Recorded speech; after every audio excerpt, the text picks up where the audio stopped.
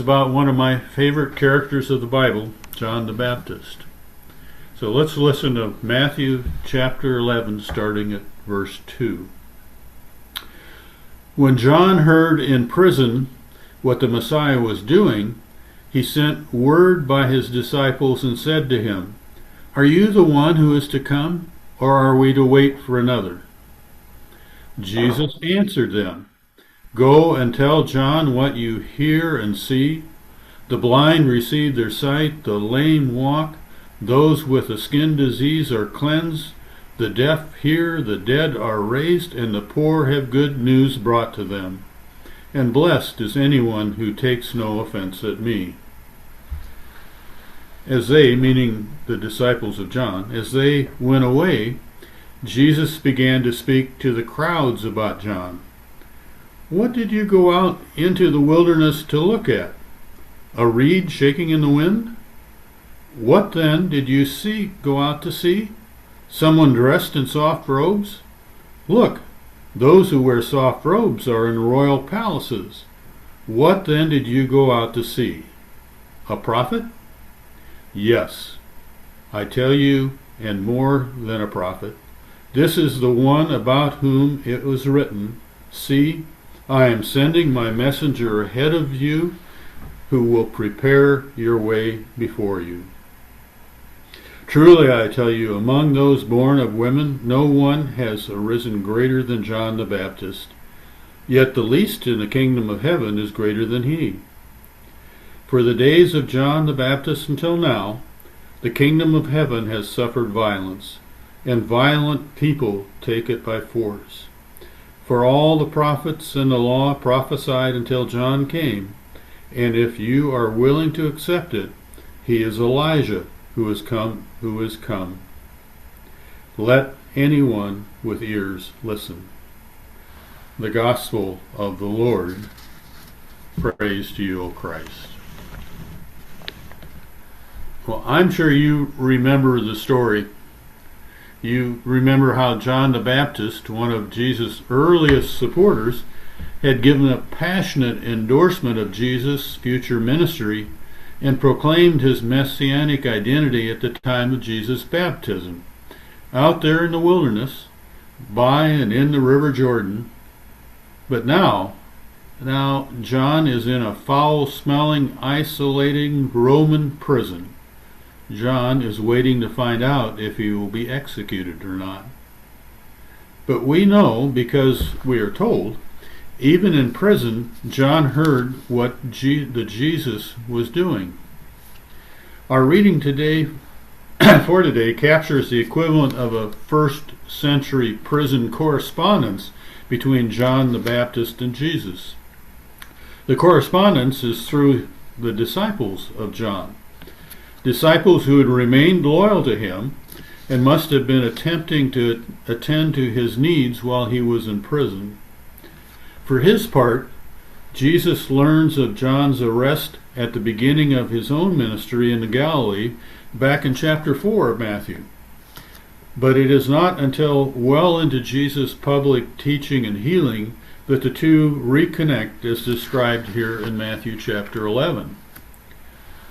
In the previous chapter, just before this, in almost a foretelling way, just before this incident, Jesus teaches about the cost and rewards that accompany discipleship. He warns his followers of the persecution they will face, including being dragged before kings and governors, just the fate we see for John. Jesus reminds his followers that his message is meant to be disruptive in the world, bringing out the world's swords rather than his peace. John becomes an example of the cost of such ministry. John is viewed by the Romans as a disruption to their concept of peace. While their concept of peace, called Pax Romana, celebrated the imperial peace and prosperity, it was achieved through conquest and exploitation of other peoples and their resources. John the Baptist's ministry and his messianic message stood in dark contrast to the Pax Roma. It's no wonder that his bold critique landed him in prison. Now, Roman prisons were places where you waited trial or execution.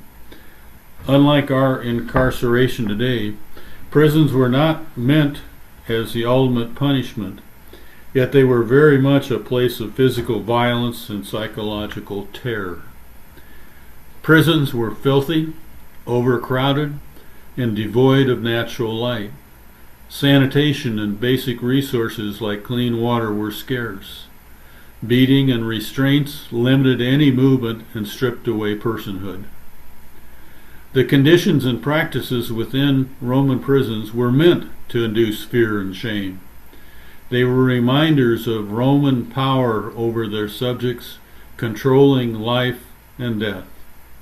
Incarceration helped maintain that Pax Romana. Even in those days, imprisonment particularly impacted members of the lower social status and non-citizens. As an alternative, those with greater means could be placed under house arrest. John is and has been in prison for a while before today's interaction with Jesus. It is possible that he has become uncertain towards Jesus. Through his messenger disciples, he asks, "Are you the one who has come, or are we to wait for another?" John's question may express a hopeful, if hesitant, sense that Jesus is indeed the one expected to carry out the restoration of God's people, or it may convey exasperation, impatience, or even doubt, if not about whether Jesus is the Messiah, at least why he doesn't express his true identity more forcefully. John's own ministry, which carried a heavy dose of judgment, seemed to have obvious Old Testament roots, especially from Malachi, which says that the one who prepares the way of the Lord comes refining and purifying the people with soap and fire. In contrast, Jesus' ministry is focused on healing, exorcism, and public banquets with tax collectors and other sinners. In other words, strong on healing and restoration, but weak on judgment and vindication. As John sits in Herod Antipas's prison, awaiting death, he may be wondering whether, when the liberation of God's people from bondage and oppression will really take place. So far, the dominion of Rome and the local leaders like Herod and even the Jerusalem priesthood remains undisturbed. For that matter, what kind of Messiah leaves his forerunner in prison? Was it just that the reports he had heard about Jesus did not convince him sufficiently that he was indeed awaiting the Messiah? Now, we read that his disciples have given John reports of Jesus' ministry, but we are not privy to the exact content of what he heard.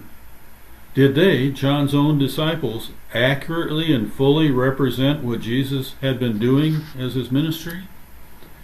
Was there a disconnect between Jesus' actual deeds and people's interpretations of them? Did John's disciples put their own spin on their own bias on what they reported? And how did John interpret what he heard? These are all valid questions.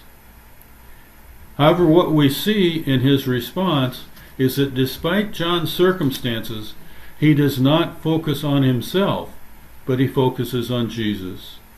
He needs to know if Jesus is the one he and his people, they have waited for, or if another is still to come.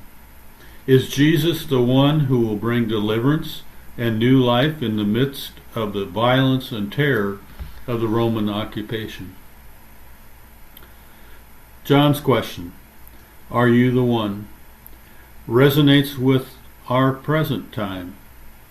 As ICE raids and detention centers and mass deportations terrorize communities, as economic instability threatens the food security of families, as continued conflicts around the world persist, many are asking, what is the good news for our times? How is God delivering God's people in these fear-filled times? Such realities and questions invite us to consider how we, as communities of faith, can respond. How might we be present with those seeking the Messiah in the midst of incarceration and family distress and uncertainty? Jesus' response to John's question sheds some light for us on our questions. Jesus' response to John is not a brag sheet about his lineage, not a scrapbook of his press clippings, not a TikTok posting of videos of his preaching, not a barrage against those who oppose him, nor is it a theological treatise about his beliefs or his enlightened commentaries on what we would call Old Testament passages. Instead, Jesus responds by recounting his actions, and the impact of his actions have not just been on individuals, but on the whole community. Through Jesus, community members have gained sight, mobility, hearing, and much more. These are not just cures to address individual physical ailments. They are opportunities for healing those who have been ostracized by society. The result is they are reintegrated into the collective, the community. A particular note is Jesus' final statement: the poor have good news brought to them. Now, this phrase is too often interpreted as sharing the good news of the gospel with the poor, and reading it kind of like telling them, they're there now, you should now rejoice, you poor people, you have been saved. However, the Greek reads more literally, the poor people are gospelized. They do not just receive good news, they experience, and the community around them experiences it in tangible ways. They experience the kingdom. This reflects the long list of actions Jesus has just named. Those most vulnerable in society, like John in prison, receive the gospel not only through words but through the actions and community around him. His disciples bring food and necessities and promise the good news. Caring for those who are most vulnerable, oppressed, and ostracized is a sign of living out the good news, just as Jesus did through his ministry. On a symbolic level, Jesus' ministry has been about enabling people to sense the reality around them in entirely new ways and to respond to it prophetically. Think about it. All the miracles performed by Jesus, the blind seeing, the deaf hearing, the lame walking, lepers being cleansed, the dead being raised, all were subversive, socially, culturally, and politically subversive. More specifically, cleansing people of leprosy would have had the effect of restoring outcasts into the mainstream of society. The dead being raised indicated revival of the community. All these deeds testify to the messianic nature of Jesus' mission. Now, in the text, Jesus takes time to put John in appropriate context.